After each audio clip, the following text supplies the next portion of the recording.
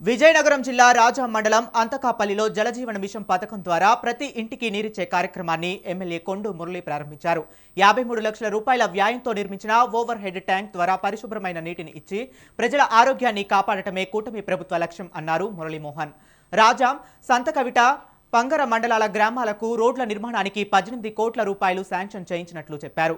రాజాంలో polytechnic college పనులు వేగంగా జరుగుతున్నాయని, పీజీ సెంటర్ విషయం సీఎం చంద్రబాబు దృష్టికి తీసుకెళ్తామన్నారు.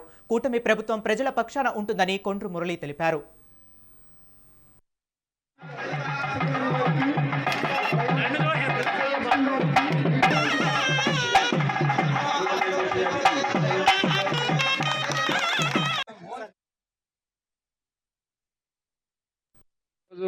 అంతకాపల్లిలో 50 లక్షల రూపాయలతో ఆర్డీపీ స్కీమ్ని ప్రారంభించడం జరిగింది. ఇంటింటికి మరి కుళాయిలు ఇవ్వడం జరుగుతుంది.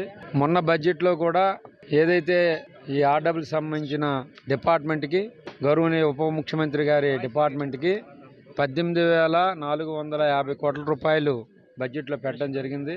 ప్రతి గ్రామంలో కూడా ఈరోజు జలజీవన్ మిషన్ని, అలాగే స్వచ్ఛ భారత్ సంబంధించిన అన్నీ కూడా కార్యక్రమాలు కూడా మరి చాలా త్వరగా జరుగుతాయి. ముఖ్యంగా మన నియోజకవర్గం సంబంధించి ప్రతి గ్రామానికి, ప్రతి ఇంటికి కుళాయి ఇవ్వడానికి 800 కోట్ల రూపాయలతో ఫేజ్ 2లో జేజీఎంలో పెట్టడం జరిగింది. మడ్డు వలస నుంచి నీరు ఇవ్వాలనే నిర్ణయం తీసుకోవడం జరిగింది. మనతో పాటుగా చీపురుపల్లికి సంబంధించిన 4 మండలాలకి, మొత్తం 8 మండలాలకు కూడా మరి మడ్డు వలస ప్రాజెక్ట్ దగ్గర నుంచి నీరు ఇవ్వాలని కూడా నిర్ణయం తీసుకోవడం జరిగింది. మన ఆంధ్రప్రదేశ్లో ఇండియాలో లేనటువంటి మంచి ఎడ్యుకేషన్